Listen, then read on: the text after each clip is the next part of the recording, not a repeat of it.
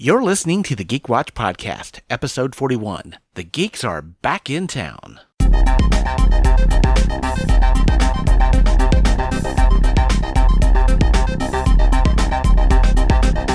is the Geek Watch Podcast with Brian Hatcher and Mandy Petrie.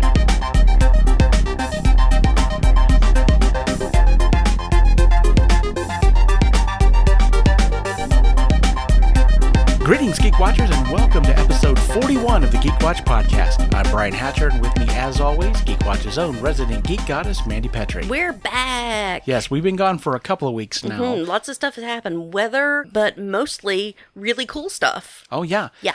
So what we'll start out with is the two things that we did over the last couple of weeks. We went to a couple conventions. First one being ShockaCon. ShockaCon. It's my home con. It's here in Charleston, West Virginia, and it's a sci-fi horror convention. I won the trivia contest. So excited. Me personally, it was my first year having my own table. Right. I usually set up with the Ghostbusters, and I think it was your first year without your own table, right? Yeah. I mean, normally I perform at ShockaCon, and I usually put a table out, but this year I wanted to kind of cut back on that a little bit and just kind of enjoy the con. Although I have noticed in my old age, for me, what I enjoy in cons is that usually the con itself, I'm over it in about an hour or so. What I really enjoy about cons is hanging out with people that I know, and especially when I travel out of town, being able to hang out with people that I don't get to see that often. You only see them during the cons, right. that time, yeah. But I had a good time at ShockaCon. So what was your favorite part of the convention? Oh, wow. It's difficult. You know, I got a lot of visitors at my table and a lot of people liking my paintings and stuff.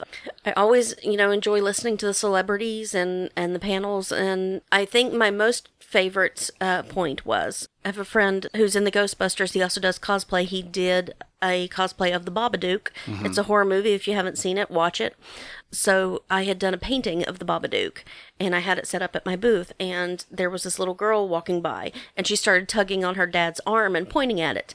And he said, "Oh yeah, that's from that movie you like." And they said, "She loves the Babadook, and she has the book, and she just loves it so much." And I was like, this kid's like me when I was a kid, loving horror movies and scary stuff. And I told him, I was like, "I've seen the Babadook around here." And a little bit later, Jimmy, he passed by and he was out of costume, and I told him about it. I said, "There's a little girl around here who loves the Babadook," and he went and got redressed, and he found her, and just her face was like meeting Mickey Mouse at Disney World. She was so happy. They got pictures, and I was like, this is Disney World for this kid. This is her dream. She met Cinderella, and it was beautiful. I loved it. Her little sister wasn't quite as impressed, what to say. She was a little bit scared. Now, the other thing that happened to you is you got serenaded. I did. I got serenaded by a Boondock Saint, ladies and gentlemen. Yes. Sean Patrick Flannery, young Indiana Jones, Connor Murphy from Boondock Saints. He's done several other things, but those are the ones you probably really know him from. He did sing to me. He sang Mandy by Barry Manilow. He also said that he felt betrayed by John Denver. The Shenandoah River and the Blue Ridge Mountains are not actually in West Virginia. Right. They are in Virginia. So when he found out that they were not actually here and he would not get to see them, it doesn't mean that West Virginia isn't almost heaven, because it is. But we don't have that river and we don't have those mountains. We have the Monongalia River and the Kanawha River, and we have the Appalachian Mountains, but we don't have those particular. And I just don't think they fit musically in that song. Right. Well, it's not the only time that a John Denver lyric was misleading. I mean, Rocky Mountain High, it's not that kind of high, kids. So. Well, now that it's legal in Colorado, Colorado High is a whole different kind of situation. Yeah, Yeah, but we had a lot of fun guests. We had Nicholas Brendan from Buffy. We had Giote. She was Ma Petite from American Horror Story Freak Show. She's the tiniest woman in the world. And she's 23 years old. And seeing her on screen is one thing. Seeing her in person is just amazing. Not only is she tiny, striking that way, she's also beautiful. To say she looks like a doll, not because she's tiny, but looks like she was sculpted. She's very pretty, and her hands are so tiny, but her nails are so long. Yeah. Oh, yeah. So, I mean, I definitely had a good time there, and like I said, always getting together and meeting with people is always fun, and I had a good time. And then, of course, last week was Imaginarium. Aha. And how was that? Oh, that was great. I got to moderate a few panels on YouTube and on social media, and I was able to be on some panels, Marvel versus DC. Oh, who won? Well, we did. We all won, basically. And we will talk a little Marvel versus DC here in a little bit, but also was on a panel about podcasting. I like to pretend like I know what I'm doing when it comes to podcasting. But it was a lot of fun, and I got to see Tim Wagner again. He's been a regular of Imaginarium for a little while now, and it's always good to sit down and talk shop with him and just kind of hang out. And Maurice Broadus from MoCon. From MoCon. Mm-hmm. Yeah, he didn't tell anybody he was coming, so he just kind of low-key snuck in. Not even you? You didn't know? No, nobody knew. Oh, so surprise. Yeah, surprise for everybody. Mm-hmm. And so he wasn't on any panels or anything. He just wanted to hang out, so it was good seeing him again. And, of course, one of the people I love talking to at Imaginarium is John Pica. He's a magician. He has a character, Big Daddy Cool, who's a performer, magician. He's also a singer. And he did a Friday night show that had magic and burlesque, and it was a lot of fun. Ooh, a very fun show. And kind of a cabaret. Yeah, a cabaret. There were, I'm trying to remember what the name of the clown group was, but it was a very surreal clown group. One of the clowns was painted up like Hunter S. Thompson. But it was, like I said, it was very surreal. So David Lynch would have been comfortable. It had a Lynchian sort of a vibe to it. Because, of course, you have a Hunter S. Thompson clown who was eating peyote, pretending to eat peyote. There was no real peyote. That we knew of. Right. And then one of the clowns was dressed up as Little Red Riding Hood. So, of course, every time she strolled onto the stage, it was, "Hey there, little Miss Riding Hood." That would start playing. Mm-hmm. And so... And there were a couple of clowns that had pig noses, and it was a very surreal kind of an act. Yeah. A lot of fun to watch. But yeah, the panels were a lot of fun, and of course getting to hang out with everybody was really cool. Where I live, I know of writers. Michael Nost lives in Logan, and I don't get to see him as much as you get to see him. So it's always good, as an artist, to be able to hang out with your own kind. And writers... Of course, we do a lot of our stuff alone, so things like conventions are sometimes the opportunities we get to sit down with each other and kind of relax and, shoot the breeze and talk about what's going on in the world of publishing. It's always, for me, something I always look forward to go to Imaginarium and hang out. And I want to try to start doing more writing conventions, but that's really going to depend on time. Open one here. Have one here. Well, we've tried that a couple of times. Really? Yeah. It's a lot of work. Any convention is an awful lot of work.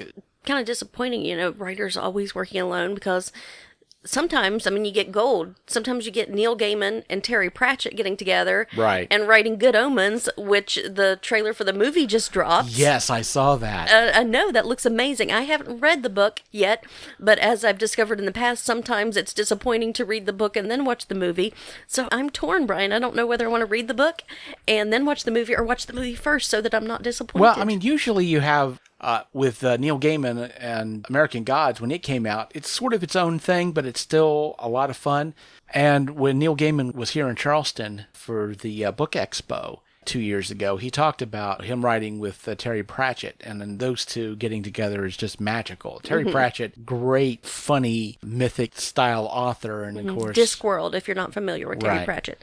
Discworld, and Neil Gaiman, of course, of Coraline, and American Gods. If the teleplay is even half as amazing as the book, I'm in. I'm sold. And another book that was getting put to film for the second time, Pet Sematary. Yes. We got our trailer for Pet Sematary that we've been hearing about for a long time. Oh yeah, I'm totally looking forward to that too. It looks really good. When I first heard they were going to be redoing Pet Sematary, I was like, well, the original was just so good, though. Mm-hmm. But if they've got something to add to it, if they give us something out of the in this new adaptation that we didn't get in the old one, I'm down for that. Mm-hmm. So I'm excited about it. I love the original. It scared me to death, but I heard the BBC's radio play of it. Right. And that really, because, with Stephen King, there's so much that happens inside the characters' heads that you don't get on screen.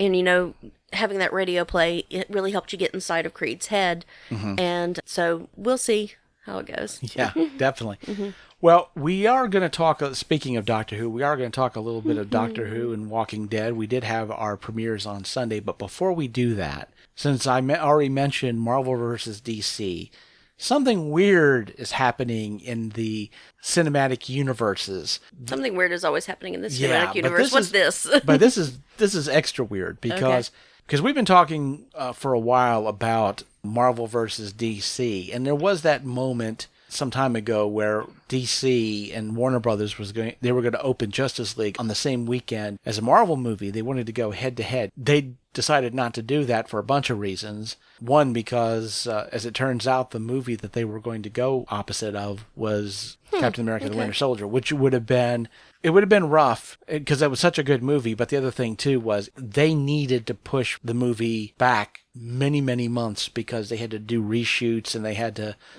bring Joss Whedon in. So if they would have released it at that time, it would have been bad. So we've never really had that Marvel versus DC moment. But this December, we're going to have a Marvel versus DC moment, finally. Yes. Well, I know of Aquaman. What Marvel movie is coming out? This is where it gets weird. Well, first of all, it's not going to be Marvel Studios releasing it. It's going to be Fox. And the whole thing with 20th Century Fox that's kind of weird is now that they've been bought out by Disney, some movies we thought were going to get shelved, apparently they're coming out now. For example, the Phoenix Saga, the Phoenix movie, the Dark Phoenix movie. Yep. We thought that was going to get shelved. No, they're going to release it, which I'm not sure how I feel about that because I think it's running into the same problem X3 was. We haven't really developed a whole lot with the Phoenix character, so, how can we care about the stakes?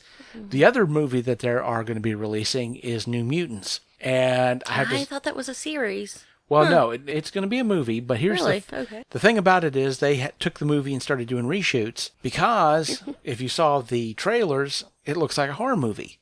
Well, it's kind of a horror movie setup. And so they've been advertising it as a horror movie, and people have been really excited about seeing a superhero horror movie. So that sounds cool to me. We've got the buddy cop movie and Thor Ragnarok, and we've got our family show, and we've got them all. So why not have a horror movie too? Yeah, but here's the thing. Because everybody got so excited about it being a horror movie, they had to go and do reshoots so that it would be a horror movie. Okay. So, yeah, and that bothers me. It's like, look, if you're going to advertise it as something, it needs to be that. I mean, what were they intending on doing? Drawing people in thinking it was a horror movie and then it turns out it's not? I mean, that's terrible. They did that with People Under the Stairs. Yeah. I can remember that vividly. I was young, but I remember that, thinking this movie looks terrifying, and then finally seeing it and seeing how ridiculous it was. Right. But apparently it hadn't been shot as a horror movie, but of course all the trailers made it look like a horror movie. So I guess we need to go with it. But then they had to start doing reshoots. It's like, one of these days, people in Hollywood are going to understand that if you're going to advertise a movie, it should be indicative of the actual movie you're intending to show the audience. So those happened, but neither one of those are going to be competing against Aquaman. The movie that's going to be competing against Aquaman is Deadpool 2. They are re-releasing Deadpool 2, and here's where it gets even stranger. They're re-releasing it as a PG-13 cut. So the one that you see on TV, if you're going to watch Deadpool on cable, this is what we're going to see. So wait, are they bleeping? Are they replacing fudge? What are they doing? I don't know. What? Monkey fighting snakes on this Monday to Friday plane? Yeah, exactly. It must be something like that. Actually, Ryan Reynolds, he released a picture on his Twitter that had Deadpool sitting in a chair with a Christmas hat on in a bedroom with a storybook, reading the story, which I'm assuming is going to be Deadpool 2, to Fred Savage. Now, if you guys remember from the Wonder Years? Yeah, or in this case, the Princess Bride, if you remember. Oh, the sick kid from the Princess Bride, where his grandpa was reading to him. Okay. Yes, and he's dressed up in the same shirt. And so I guess they're using that as a framing mechanism that they're going to... Deadpool is going to be able to, I guess, basically censor the story in the fact that he's going to be reading it to Fred Savage. They're just re-releasing the movie, and I know they had a super duper cut of it on. They called it the super duper extended cut on Blu-ray, but they're actually bringing it back into theaters, and they're doing it as a PG-13. And Well, you know what? This could be the Deadpool that parents wanted to see with their kids. well, there you go. Well, the other part of it too is that now that Fox is a part of Disney, this may also be a way of showing, hey, yeah, Deadpool's an R-rated movie, but it'll work in a PG-13. Here's a PG-13 movie. So and you could come and see this movie, and you'll see the trailer for Mary Poppins right in front of it. There you go. But also maybe for Ryan Reynolds to say to Disney, hey, look, if you want to make Deadpool part of the Marvel Cinematic Universe, we can make it work. Okay. And so I think they're trying to kind of show that as well, so that Deadpool doesn't get completely shelved, although as long as it's making money, No, they're not going to shelve it. I wouldn't think so. They would have to figure out some way of bringing it in. And I know that the Marvel Cinematic Universe, they like to keep it at the PG-13 level. And for the most part, I think that's a really good idea. But sometimes you just have to have one or two outliers that are a little bit different. But it is a kid in all of us to see the superheroes. So that's who it's for. That's who the first comic books were for. So Right. But, Deadpool's for that 13-year-old part of us that likes to hear the F-bomb. So it's a little bit different. So, but with it competing against Aquaman, it's just a weird place to put it, to deliberately have that showdown. I don't know what that's going to do with Aquaman. Like I said, it's a PG-13 version of Deadpool, which on paper sounds like, well, that's going to be boring. But it is Ryan Reynolds, and it is very meta, and I have to admit, I'm curious. Yeah. I'm thinking Warner Brothers and Fox are probably going to get my money that weekend. I don't know what I'll go see first, but something like that, you just have to figure out what the heck's going on. So, well, we'll end today with Doctor Who and Walking Dead. The season premieres were on Sunday. Man, we definitely got a lot to talk about in both of those. So we'll start with Doctor Who. I've seen the season opener a few times. In fact, I went to the theater to see it on the big screen. It was playing Wednesday and Thursday. So I went in on Wednesday to see it. What did you think? I was completely happy with it. I mean, it was very par for the course. This is the Doctor. This is every time they have a regeneration, they have this adjustment period. And there's no doubt that, yes, she is the Doctor. It was very clever. It was kind of, I think, low key, but we want to build. Right. So starting off at 13, we don't want to start at 13. We want to start at, and then move up. Don't crank it all the way up to 11. Right. Start low key and then build up. I like the character development of our new companions. The villain was super creepy. Our Tooth Fairy guy, I'm looking forward to it. I can't wait for more. I love her voice. Yeah, definitely. And there are going to be some spoilers here. So if you haven't seen Doctor Who yet, or you haven't seen Walking Dead, pause now and come back. But I have to say that I know there was a little bit of controversy about Jodie Whittaker taking over the role, but I have to say that there was never any time during the show that I thought for a moment, this isn't the Doctor. Right. She felt like the Doctor from the moment she appeared on screen. And of course, the first episode with any Doctor is always kind of weird because there's regeneration, and it takes them a while to get into the swing of things because, of course, everything is bubbling up and they're trying to readjust to this new body and this new mind and all of this. But I really, really enjoyed what Jodie is doing with this character. There's a lot of that throwback to the old school Doctor Who that I just love, with just a hint of New Who in there. But you can definitely tell that this is a new show beginning to end. I mean, even the look of it is different. I mean, this is the first time, I think, in Doctor Who that they've been using the anamorphic lenses to give it that real cinema look. I mean, the production values were really good. The amount of CG they had was, I think, appropriate and very well pulled off. The costuming was great, and they're bringing a lot of interesting things into the show. The female characters, for the most part, seem to be the ones that were driving the plot. You had one character that has dyspraxia, and so he has a bit of a handicap. Which I think really expands his character. Yeah, That's physical, Ryan. a medical flaw rather than like emotional or, Right. Yeah, it's something that he's going to have to deal with. And it's in a situation that it's not anything they're going to be able to really ignore during the span of the show because, of course, as we know, that never goes away. You can learn to deal with it, but it's always going to be a part of his character, which I thought was really interesting. But he had great characters. The one thing about this episode was, of course, Grace, or Ryan referred to as Nan, his grandmother. When I saw At the beginning, you think he's talking about the doctor. Right. And then it's his Nan the whole time. It's, oh. Well, that's the other part of it, too, is that, of course, the title of the episode is The Woman Who Fell to Earth. And, of course, you think that's referring to the doctor. Right. No. Yeah, nope, it was referring to Grace. And... Fallen Grace. Oh, ouch. Yeah. Sorry, guys. Yeah, this wasn't my fault this time, folks. So, yeah, so there was a lot of surprises in the episode. And there's just a lot of great stuff. I loved how the doctor made her screwdriver. Mm-hmm. And I'm good at building things, probably. But, making the sonic screwdriver out of the Sheffield steel and all that. I mean, there was a lot of great stuff. And it does feel like a new show, because you have new music, you've got that new look, you've got new companions. And so if you've never seen Doctor Who before, you can definitely they talked about this is a great jumping on point. Yeah, jump onto it, and we're going to get a whole new mess of villains than we've ever had before. Well, the other thing that's going to be different about this show is that there's not a through line. All the episodes are going to be standalone. And so the only thing that's, I think that, and I don't know how long this is going to last, but of course the Doctor's lost her TARDIS, and it's going to be a matter of finding it again, and we're not sure when that's going to happen. It might happen the next episode. Yes, a brilliant cliffhanger. Looking for the TARDIS. Brilliant cliffhanger. We've got the Doctor and all these humans suspended in space right now. Yeah, floating in space. So they've got about 30 seconds to figure out what the heck they're going to... something to happen. That's going to be a very interesting 30 seconds. I guess we'll find out on Sunday. What happens. We also had this weekend the season premiere of the new season of The Walking Dead. I haven't watched it. Which you haven't watched it. Which means that I haven't got around to it. Yeah. Well, I have. And so, not that an awful lot happened.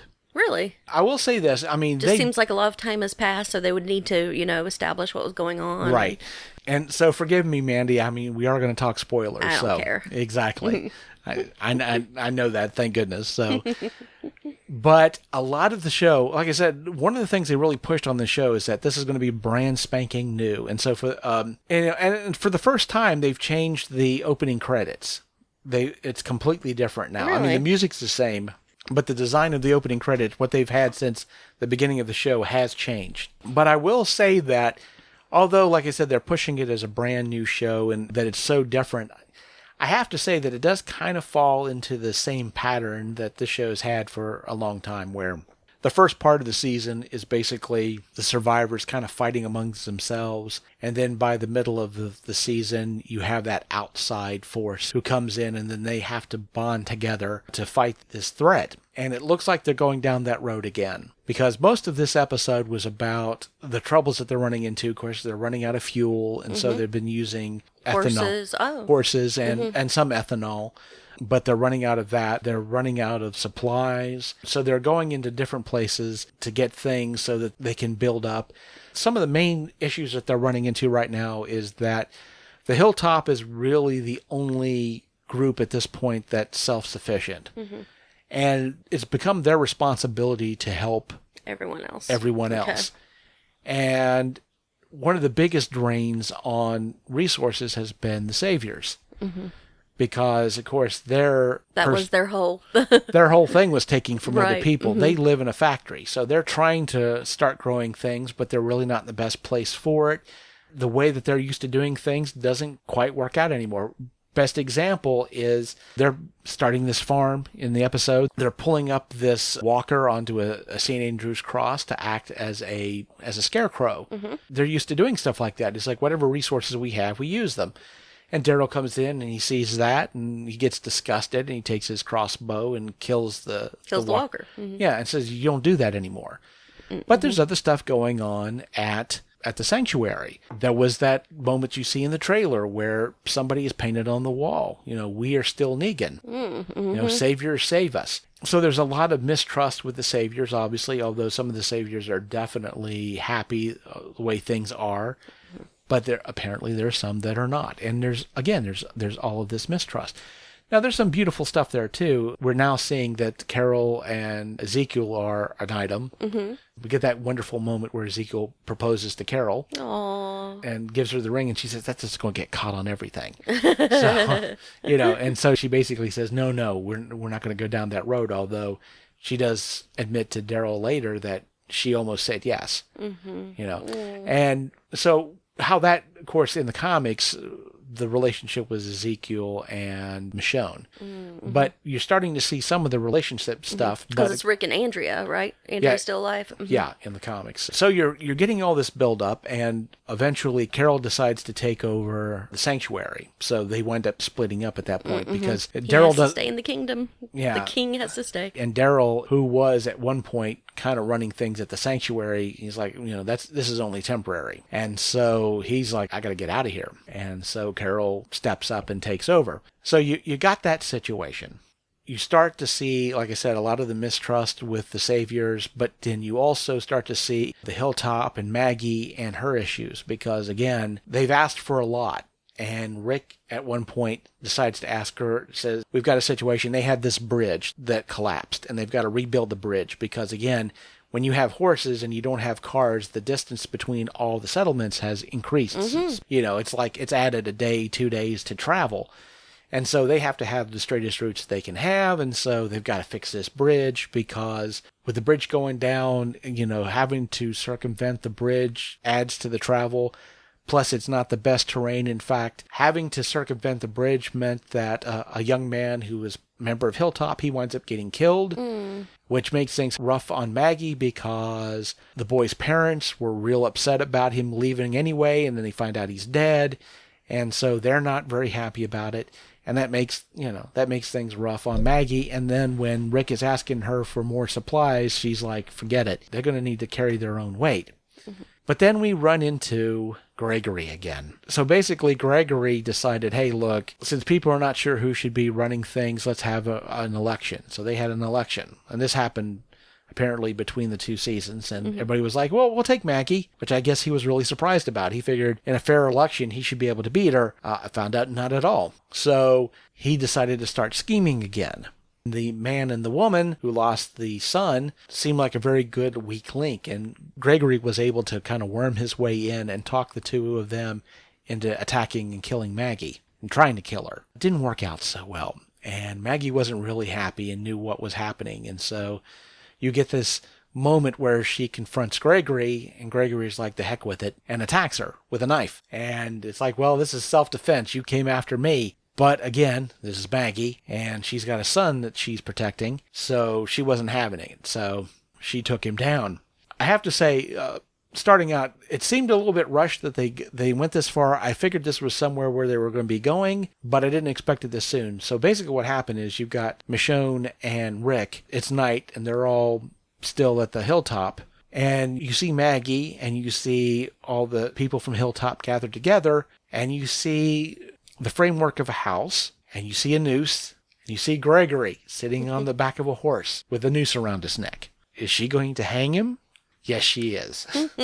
So she hangs Gregory in front of everyone. And there's this moment where a few kids come walking over, and Michonne tries to basically stop what's going on so that these kids don't see Gregory get hanged. But the weird thing is Rick stops her, grabs her, and stops her from doing that.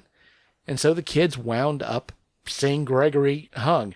For some reason, Rick wanted those kids to see this hanging. I don't know why. I'm wondering if maybe he's thinking that might be a good way for maybe Maggie to back off. But no, not at all. So we have horses, wagons, and hanging. And I know there were zombie fighting cowboys in Fear the Walking Dead. I haven't seen it, but looks like we're going full on cowboy. Well, because they're running out of resources, and so they're having to go retro on a lot of things. I would have thought that Gregory's death would come maybe a little bit later in the series because, again, this is the season premiere, and yes, we've seen Gregory be a weasel for a while now. Just want to hit the ground running and have something exciting. They're definitely going to be promoting a separation of all these groups of people. That, especially with the Saviors and how people aren't going to necessarily trust them. And now that the distances have effectively become greater between these settlements, that things are going to be kind of rough. that there's going to be an attempt, and I know in the trailer you've seen it where Michonne's saying we've got to have rules set up. And so they're going to try to, I guess in some aspect, have all of the settlements following the same group of rules so that, I guess like a situation... Set up an empire. Everybody's following the same set of rules. You could see from the trailer for the next episode that the tensions between the different settlements are going to be ramped up. And I figured, this is going to continue to get worse and worse and worse. And then I think when the Whisperers finally show up, that's when they're going to have to decide to band together in some aspect. But by then, we're probably going to have Rick dead and maybe Maggie as well. And whether all of this with, like I said, with Gregory and with a lot of the tensions with Hilltop and with the Saviors, if that's not going to have something to do with it, it's possible. So I guess we will see we will see. And then, of course, Sunday, we'll get 2 more episodes and we'll have something we can talk about. And so with that, we've reached the end of episode 41 of the Geek Watch podcast. Thank you for tuning in, and tune in next week for the latest in geek news and views with the Geek Watch podcast. For Mandy Petrie, this is Brian Hatcher reminding all the Geek Watchers out there that we're all geeky about something. Be proud of yours. See you next time. Thank you for listening to the Geek Watch podcast. If you enjoyed this program, don't forget to like and subscribe on your preferred platform and share this podcast on your social media. For links to all the ways you can listen to the Geek Watch podcast, as well as leave comments and suggestions, visit our website at geekwatch.net. The Geek Watch podcast is a Hanging J production.